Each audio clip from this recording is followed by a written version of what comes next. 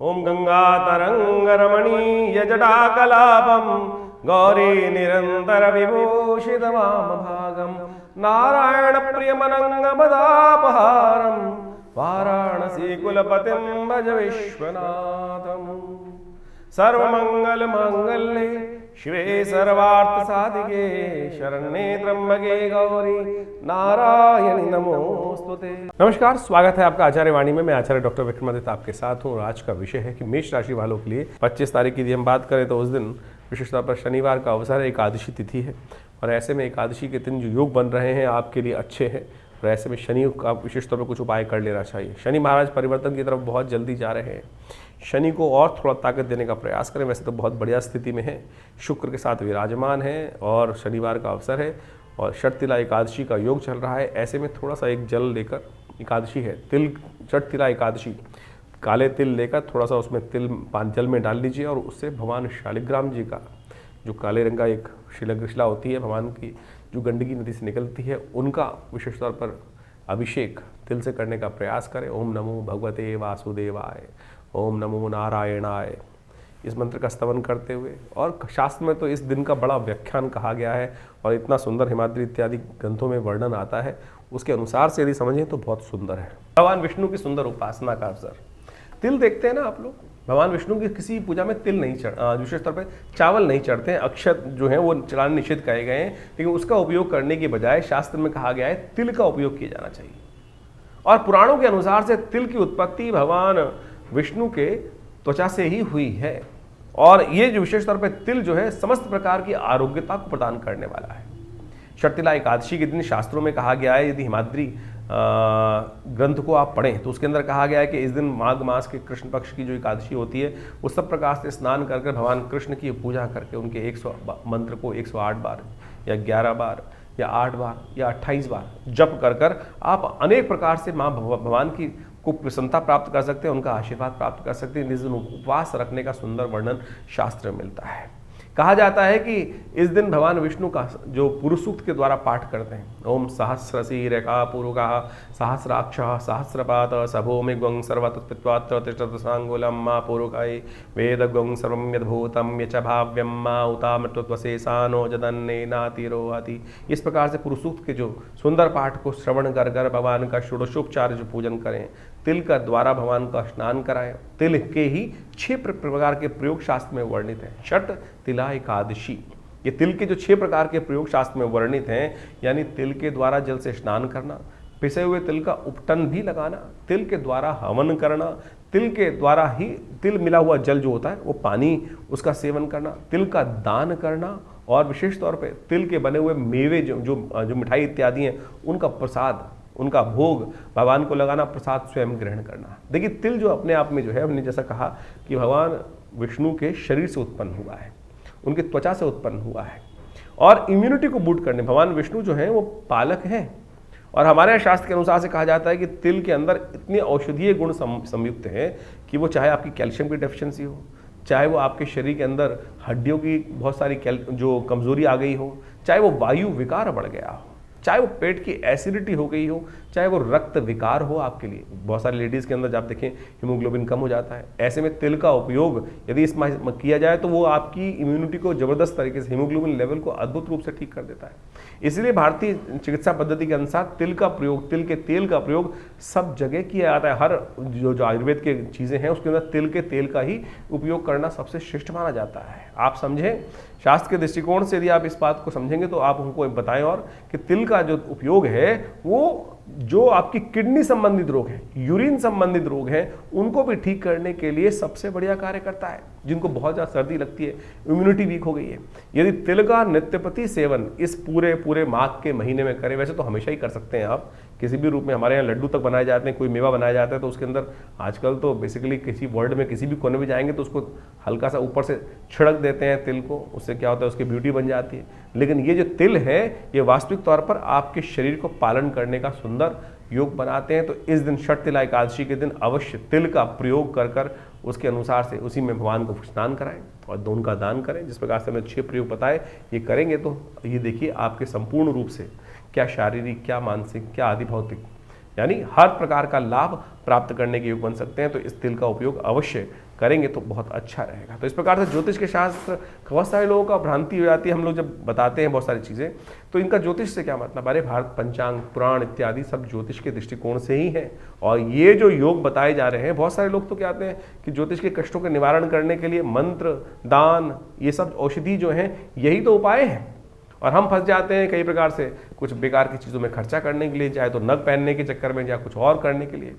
भारत हम एक बात समझें, ये छोटे छोटे प्रयोग जो हम बता रहे हैं शास्त्र विधि के अनुसार से, हम तो जहाँ तक ग्रंथ का नाम भी आपको बताने का प्रयास करते हैं, समझाने का प्रयास करते हैं, इनको समझेंगे तो बहुत अच्छा आपके लिए रहेगा। इन सब चीज़ों को समझते हुए कार्य करेंगे तो बड़ा कल्याण का अवसर आपको अवश्य मिलता रहेगा। तो मेष राशि वालों, आपकी राशि के दृष्टिकोण से आपने षटतिला एकादशी का इतना जो महत्व है वर्णित है, लेकिन आज बहुत सारे लोग इससे भूल चुके हैं और जैसा रूटीन दिन होता है वैसे चलते रहते हैं। लेकिन भारतीय संस्कृति में हर दिन का एक अपना महत्व है, उनको हमें समझने का प्रयास करना चाहिए। इसीलिए हम ज्योतिष को प्राचीन वैदिक दृष्टिकोण से, पौराणिक दृष्टिकोण से हम आपके समक्ष उपस्थित करते आए हैं, उनको समझेंगे तो बहुत अच्छा रहेगा। 26 तारीख रविवार का अवसर और द्वादशी तिथि इस दिन विद्यमान है और ग्रह नक्षत्रों के दृष्टिकोण से परिवर्तन का युग तो हर रोज़ आता है।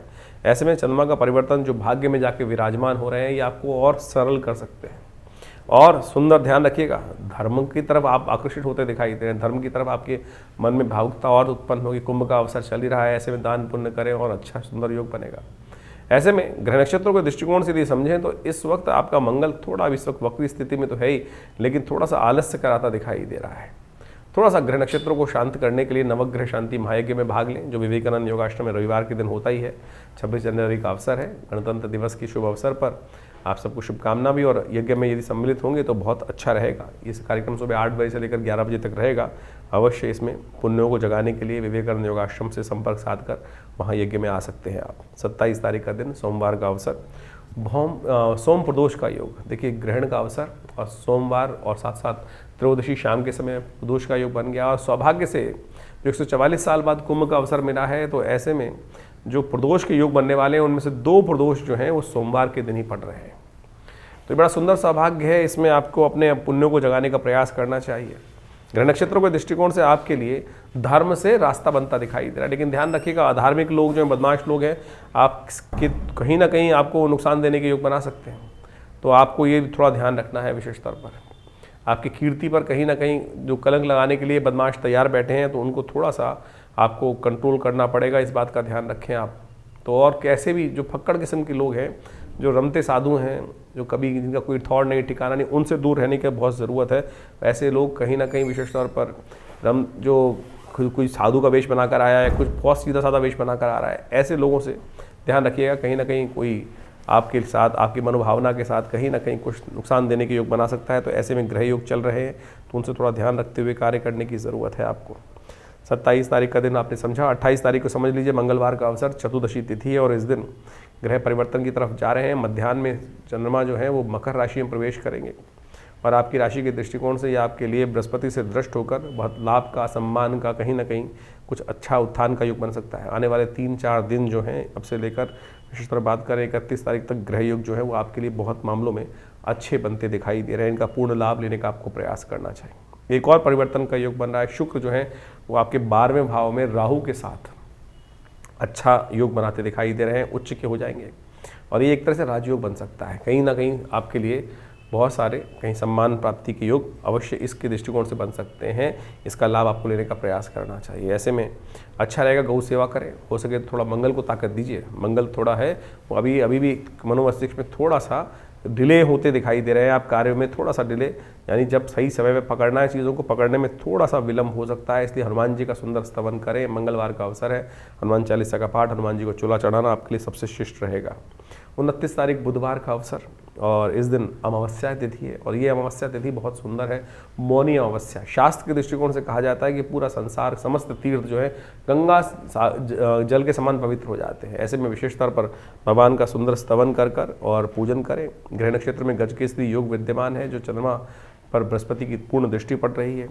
ऐसे में थोड़ा गौ सेवा अवश्य कीजिए, दान पुण्य का सेवा करें, संत महात्माओं का आशीर्वाद लें, यह आपके लिए अच्छा योग बनाएगा और लाभ का योग बनेगा। थोड़ा मौन व्रत अवश्य रखें। मौनी अमावस्या है, मौनी अमावस्या का वास्तविक अर्थशास्त्र में यही बताया गया कि मौन व्रत का पालन करने का हमको यथाउचित भाव से प्रयास करना चाहिए। वो आपको आध्यात्मिक जगत में लाभ देने के योग बनाएगा और इस दिन विशेष तौर पर अच्छा रहेगा, आपके लिए ये योग बनते दिखाई दे रहे हैं।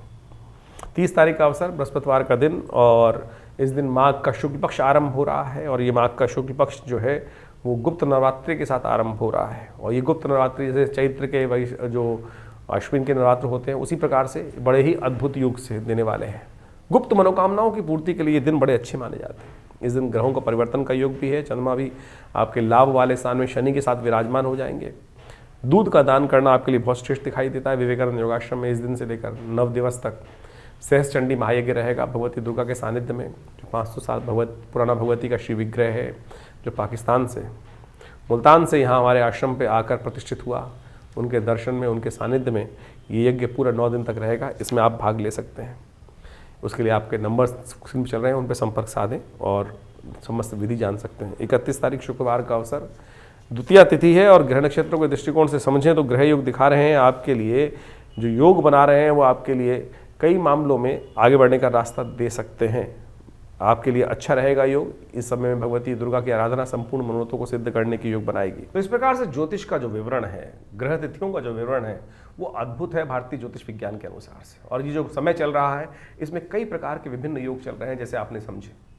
मंगल परिवर्तन की तरफ जो जाने के योग बना रहे हैं, शुक्र परिवर्तन की तरफ जाने के योग बना रहे हैं। मंगल तो लगातार पिछले काफ़ी लंबे समय से जिस प्रकार से अपने सबसे कमज़ोर राशि में चल रहा था, वो परिवर्तन कर कर इस समय के आरंभ में अपनी राशि को परिवर्तन कर कर उसमें नया उत्साह वर्धन करने के लिए आपकी राशि के दृष्टिकोण से योग बना रहा है। शुक्र परमुच्च स्थिति में सुंदर भाव में उपस्थित होकर ग्रहों का योग को परिवर्तन करने की स्थिति को उत्पन्न कर रहे हैं। बुध भी इस वक्त राशि परिवर्तन का योग बना रहे हैं। ये समस्त परिवर्तन विशेष तौर पर देश काल परिस्थिति के अनुसार से कई प्रकार के नए योग बनाएंगे। यदि हम देखें तो इस समय में जो ग्रहों का योग है, एक पक्ष में एक तिथि घटी, दूसरे पक्ष में दूसरी तिथि बड़ी है, पंचमी बड़ी, और उसके बाद अगले पक्ष में जाकर एक तिथि घट गई। तो ये ग्रह योग के दृष्टिकोण से जो स्थिति है वो बहुत ही विशेष तौर पर ऐसी है कि कुछ उठा पटक के योग, लहर जो होती है ना कि एक तरफ बढ़ रहा है एक तरफ घट रहा है, तो ऐसी स्थिति उत्पन्न कर सकती है। जो शेयर मार्केट इत्यादि में काम कर रहे हैं उनको थोड़ा सा ध्यान रखना चाहिए इस सब संबंध में। इसके साथ साथ इस पक्ष के अंदर एक बहुत अद्भुत योग बन रहा है। इस मास के अंदर देखें तो प्रदोष का योग जो बन रहा है, वो दोनों प्रदोष जो है वो सोमवार को पड़ रहे हैं। तो सोम प्रदोष का योग बड़े सुंदर रूप से बना है। कुंभ का महीना 144 साल बाद, और साथ साथ इस कुंभ का अवसर, और उसके बाद प्रदोष भी सोमवार के सुंदर योग पर युक्त, यानी सोम प्रदोष का सुंदर युक्त बनकर बने हैं। तो ऐसे में ये समय बहुत ही अद्भुत है। ऐसे में अपने समस्त अनिष्टों को दूर करने के लिए एक डुबकी जो कुंभ की है, उस प्रयाग के स्थान पर, संगम के स्थान पर समस्त कष्टों का निवारण करके, समस्त किए हुए दुष्कर्मों से प्रायश्चित के माध्यम से अपने जीवन को विशेष तौर पर कहा जाता है कि जिस प्रकार से रिजेनोवेशन, जिसका पुनर्जन्म प्राप्त कर सकते हैं, अपने पूर्व अर्जित कर्मों को जो शून्य कर सकते हैं, जो पाप हैं उनको शून्य कर सकते हैं। ये अद्भुत योग है, इसका लाभ हमें लेने का प्रयास करना चाहिए। अब बहुत सारे लोगों के साथ ये स्थिति होती है कि बहुत सारे लोग कहते हैं कि हमको जाने में दिक्कत है, टाइम नहीं मिल पा रहा है। आप घर में भी ये जो वेला है ना, संपूर्ण जगत की वेला है। इस पुण्य काल का पर्व है, हमारे सबसे श्रेष्ठ कहा गया मानस पूजा, कि मनसा वाचा कर्मणा, 3 प्रकार के कर्म होते हैं। सबसे श्रेष्ठ जो कर्म कहे गए मन के संतुष्टि से ही चलते हैं। मने वो बंधन कारण मोक्षो, जिस प्रकार संसार में शास्त्र में कहते हैं, तो उसके अनुसार से आप कार्य करने का प्रयास करें तो बहुत सुंदर रहेगा। घर में भी बैठकर उन सुंदर समय समय पर जो योग बन रहे हैं, समय समय पर जो मुहूर्त बन रहे हैं, उन समय जहाँ बैठे हैं वहीं ध्यान में जाकर भगवान का सुंदर पूजन करने, उस देव भगवान शंकर कृष्ण विशेषतौर भगवान विष्णु के पैर से निकली हुई गंगा के वहीं डुबकी ध्यान में भी लगा लेंगे ना, तो वो भी पुण्य प्राप्त करने के लिए अद्भुत योग बना सकता है। इस मास में 5 मंगलवार और 5 बुधवार का योग बन रहा है। बुधवार का योग तो संतुष्टि देता है, आनंद का योग देता है, लेकिन 5 मंगलवार का जो योग है ये कहीं ना कहीं राज्य भंग होने की स्थिति उत्पन्न कर सकता है। बहुत सारी जगहों में कहीं ना कहीं ऐसा बन सकता है योग धरा पर कि कुछ रक्त रंजित स्थिति बन सकती है, कुछ उठा पटक के योग बन सकते हैं, राज्य सत्ताएं हाथ से निकल सकती हैं। परिवर्तन का समय विशेष तौर पर जिस प्रकार से हमने कहा कि 5-5 ग्रह परिवर्तन की तरफ जा रहे हैं। इसके साथ साथ गुप्त नवरात्रि का भी सुंदर योग बन रहा है। गुप्त नवरात्रि का 30 जनवरी से योग जो बनकर तैयार है, वो आपके अपने कर्म को सुधारने का योग है। गुप्त नवरात्रि कुंभ का समय, और ऐसे में जो माघ का महीना प्रतिपदा, शुक्ल पक्ष की प्रतिपदा से जो आरंभ होगा, वो आपके समस्त अनिष्टों को दूर करने के लिए भगवती दुर्गा के सानिध्य में यज्ञ इत्यादि कर कर मनोकामना सिद्धि का अद्भुत मार्ग आपके लिए प्रशस्त करेगा। ऐसे में कोशिश ये करें श्रद्धा भाव से गुप्त नवरात्रि, आमतौर पे लोग 2 नवरात्रि को तो जानते ही हैं, चैत्र शारदीय नवरात्रि, गुप्त नवरात्रि भी अपनी मनोकामना पूर्ण करने के लिए गुप्त रूप से यदि उसका अनुष्ठान किया जाए तो बहुत सारे कष्टों को दूर करने का योग बनाती है। बहुत सारे लोगों के जीवन में ये होता है कि हम पता नहीं चलता जी हम करें ना करें पुण्य, अरे पुण्य करने का यथाउचित भाव से प्रयास करें। जीवन में समय भाग रहा है, क्या कर सकते हैं, पाप तो हर क्षण मनो मस्तिष्क के विचार से कहीं ना कहीं हो ही रहा है, और अपनी श्रुति को ऊर्ध्वगामी बनाकर उस पुण्य की तरफ प्रेरित करना सबसे कठिन कार्य है। तो ये मुहूर्त इत्यादि जो शास्त्रों में विधान कथाएं जो वर्णित है वो इसीलिए वर्णित है कि किसी भी प्रकार ये न के न प्रकारेण मन को उस परमात्म तत्वों में हम यथाउचित भाव से लगाने का प्रयास करें। तो क्या होगा, भगवती कृपा से, भगवान की कृपा से उस पुण्य को जगाने का सुंदर अवसर मिलेगा। और आप समझें कि जीवन में पुण्य के कम है या ज़्यादा है, उसको कैसे पता लगाएं। जब जीवन में बार बार कहीं ना कहीं से कष्ट, बार बार सब कुछ अच्छा करते हुए आ रहे हैं, तो समझ लीजिए कहीं ना कहीं पुण्यों का अकाउंट परेशानी में डाल रहा है। दुख मन में चल रहा हो तो कहीं ना कहीं पुण्यों का अकाउंट क्षय हो रहा है, कम हो रहा है। तो उसमें ज़्यादा कर्म की आवश्यकता है, ज़्यादा उस समर्पण की आवश्यकता है, परमात्मा के श्री चरणों में ज़्यादा मन लगाने की आवश्यकता है। दान पुण्य इत्यादि करने से जो भी शास्त्र में वर्णित है वो पुण्य जागते हैं। इसलिए इस कर्म को अहर्निश यथाउचित भाव से जो जो मुहूर्त समय आते हैं उनके अनुसार से यदि करोगे तो कहीं ना कहीं कल्याण का मार्ग प्रशस्त करता रहेगा। हर बार की भांति इस बार भी गुप्त नवरात्रि के अवसर पर विवेकानंद योगाश्रम में दुर्गा सप्तशती का यज्ञ रखा गया है, जो पूरे 9 दिन तक चलेगा। 30 तारीख जनवरी से आरंभ होकर आप भी माँ भगवती के उस सुंदर यज्ञ में जो बृहस्पतिवार से आरंभ होगा, तो आप भी उसमें स्वयं भाग लेकर माँ या अपने प्रतिनिधित्व के रूप में हमारे आश्रम से जो प्रतिष्ठित व्यवस्था है उसके अनुसार से माँ भगवती दुर्गा के सानिध्य में जो भगवती का श्री विग्रह जो आश्रम पे प्रतिष्ठित है, जो 500 साल पुराना श्री विग्रह है, बड़ा प्राचीन श्री विग्रह है, चमत्कारी श्री विग्रह है। 1947 में पाकिस्तान से जब भारत का विभाजन हुआ उस समय कोई महानुभाव आश्रम पर उस मूर्ति को लेकर आए, उनको प्रतिष्ठित यहाँ किया गया और उनका चमत्कार अद्भुत है। उनके दर्शन कर कर उनका लाभ लेकर आप अपने मनोकामनाओं को सिद्धि कर सकते हैं, कष्टों को दूर कर सकते हैं। तो अवश्य आप इस नवरात्रों में, गुप्त नवरात्रि के अवसर पर अवश्य यज्ञ में पधारें। 9 दिन तक ये विशेष कार्यक्रम रहेगा, तो आपकी मनोकामना सिद्धि के लिए अद्भुत योग बन सकते हैं। जीवन में जब कष्ट आए उनको निवारण करने के लिए हम कर्म तो करें ही करें, प्रयास भी करें, लेकिन प्रार्थना जरूर करें। क्योंकि भगवान की प्रार्थना से क्या होता है, एक तो समस्याएं जो हैं, बड़ी भारी समस्याएं भी छोटे से उस कंकड़ के रूप में परिवर्तित हो जाती हैं।